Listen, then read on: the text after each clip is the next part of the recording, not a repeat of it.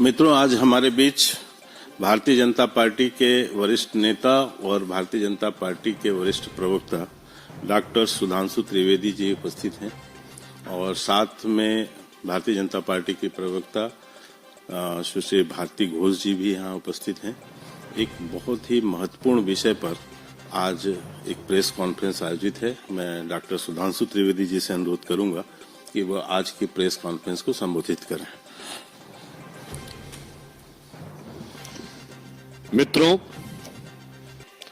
पश्चिम बंगाल की जिस घटना को लेकर आज पूरा देश आहत भी है और आक्रोशित भी है, उसके ऊपर सर्वोच्च न्यायालय ने जो सवाल किए हैं वो लोकतंत्र और सरकार चलाने वालों की मानसिकता और नैतिकता के ऊपर उठे हुए गंभीर सवाल है।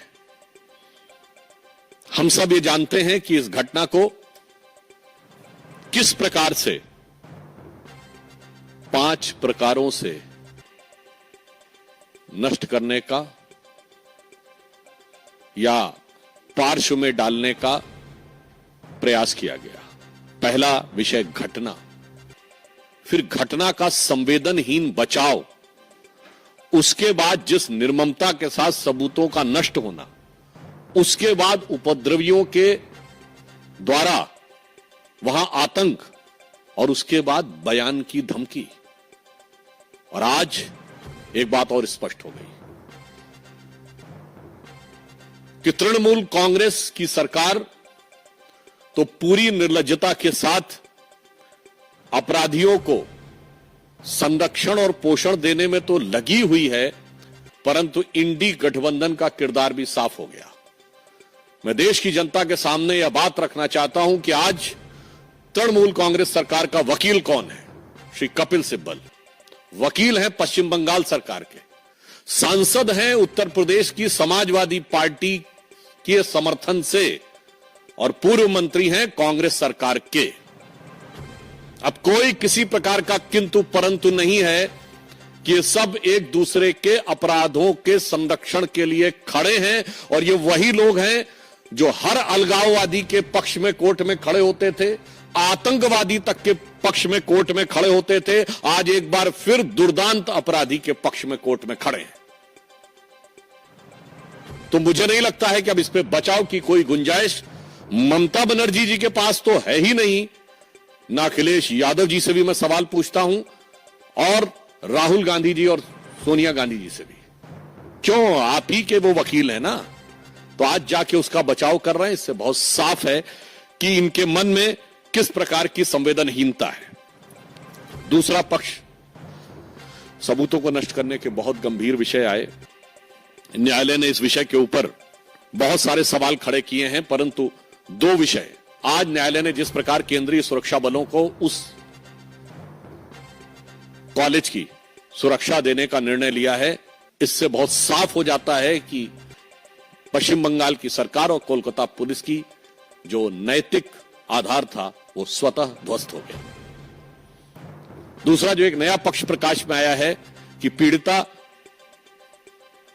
अपनी डायरी लिखती थी और वो अपने पिताजी से उसको साझा करती थी और उसके बहुत से पन्ने और उस दिन के पन्ने गायब हैं। सबूतों की तो ऐसी श्रृंखला है कि उस विषय के ऊपर क्या बोला जाए ये कहने में, आपने देखा कि प्रिंसिपल का ट्रांसफर हो, उसको दूसरे का कॉलेज में बहाली हो, 40 से अधिक डॉक्टरों का आनन फानन में ट्रांसफर,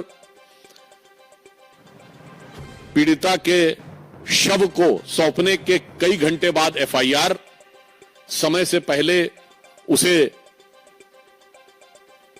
जला देना, डायरेक्टर से पूछताछ न करना और उससे अधिक गंभीर बात, जो प्रश्न पूछ रहा है उसके ऊपर कार्रवाई हो रही है।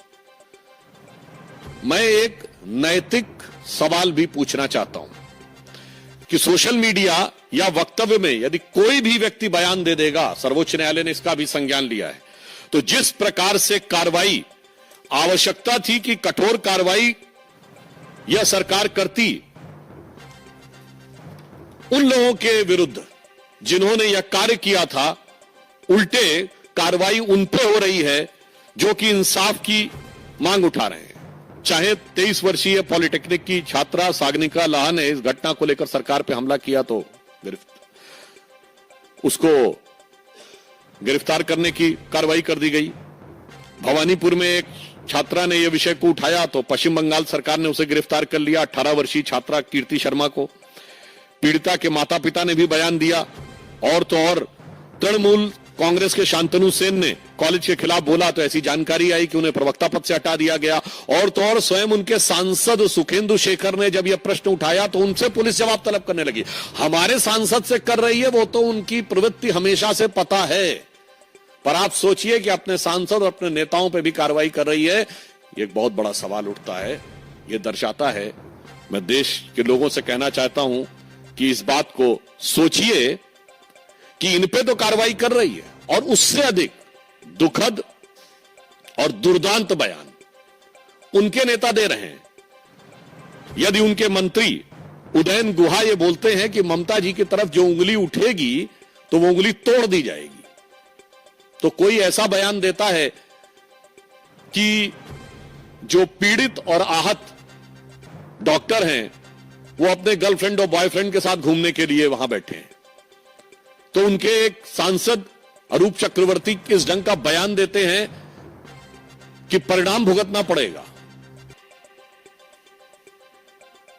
मैं देश के लोगों से पीड़ा और गंभीरता के साथ अपनी पार्टी की तरफ से कहना चाहता हूं कि आप सोचिए कि संविधान कितने बड़े खतरे में है आज पश्चिम बंगाल में। आप कल्पना करिए कि यदि इनकी कहीं सरकार होती केंद्र में तो उंगली तोड़ दी जाती, जो इनके मंत्री ने कहा है, उदयन गुहा ने, जो संदीप चक्रवर्ती ने, अरूप चक्रवर्ती ने कहा है, तो परिणाम भुगता दिया होता। आज सर्वोच्च न्यायालय और केंद्रीय बलों के हस्तक्षेप के बाद यह स्थिति है, तो मैं ये बात जिम्मेदारी के साथ कहना चाहता हूं। और आप देख रहे हैं कि इंडी गठबंधन के दलों में जो दुरभिसंधि है कि कांग्रेस के पुराने नेता, सपा के वर्तमान सांसद, सपा के समर्थन से बने वर्तमान सांसद तृणमूल कांग्रेस के वकील हैं, जिनकी ख्याति अपराधियों और अलगाववादियों का समर्थन करने की है।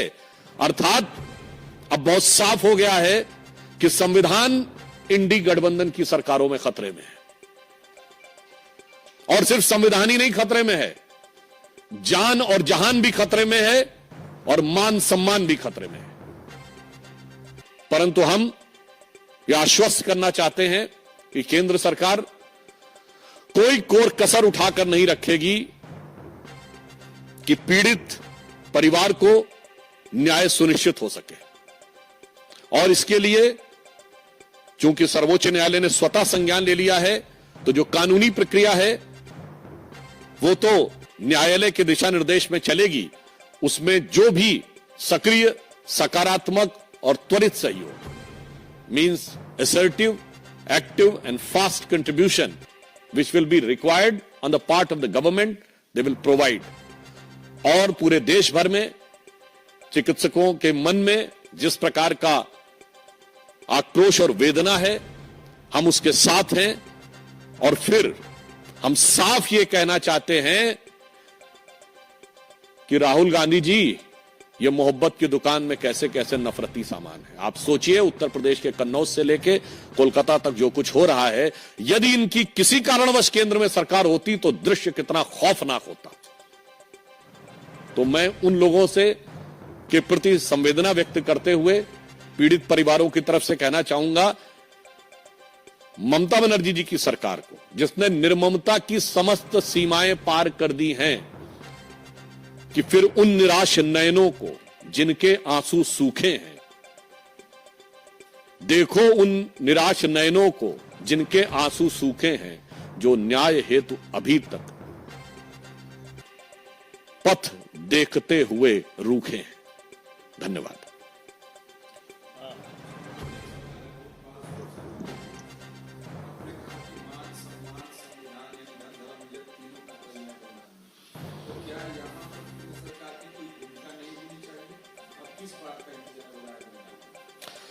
देखिए, मैंने बात कही कि चूंकि न्यायालय ने इस विषय का संज्ञान ले लिया है, तो न्यायालय की प्रक्रिया के अनुरूप हम बात करेंगे। और यह बात भी हमने कही है कि सरकार इस विषय के ऊपर पूरी संवेदनशीलता और सतर्कता के साथ नजर रखे हुए है और न्याय बंगाल की जनता को और पीड़ितों को सुनिश्चित कराने के लिए जो भी उचित अवसर होगा, उचित कार्य होगा, कदम होगा, वो उठाएंगे।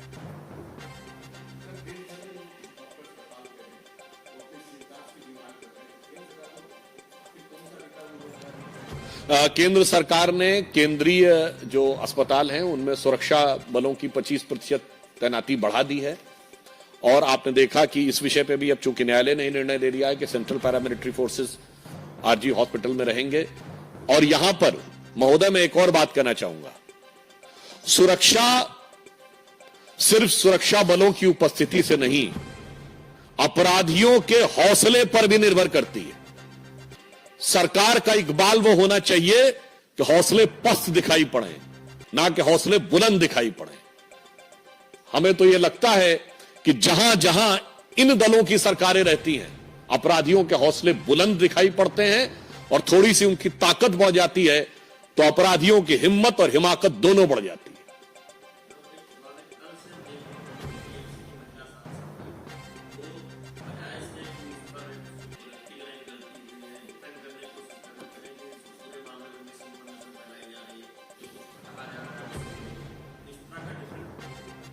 मुझे लगता है कि सर्वोच्च न्यायालय के आज के टिप्पणी और सवाल के बाद भी यदि कोई व्यक्ति ये कहे कि इसमें कोई दूसरी बात है या बचाव करने का प्रयास करे, तो मुझे लगता है कि ये संवेदनहीनता और सत्ता लोलुपता में मानवीय मूल्यों को कुचलने की पराकाष्ठा है।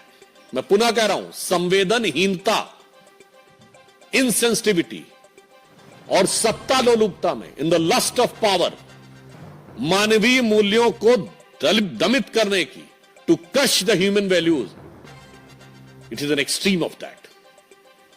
हो गया? अच्छा, आमोद जी।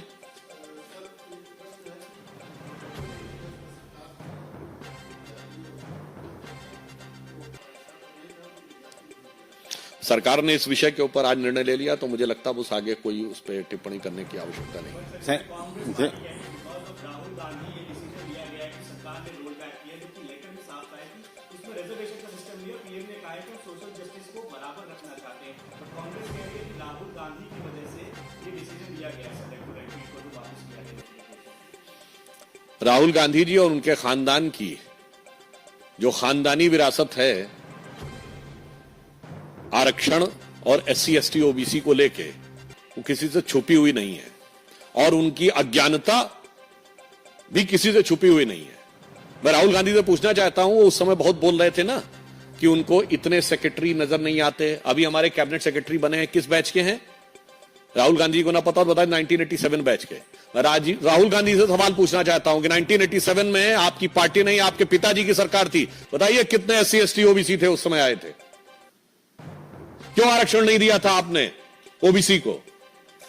कम से कम अपने पिताजी का तो जवाब दीजिए, उसके बाद हमसे सवाल कीजिए। Thank you sir.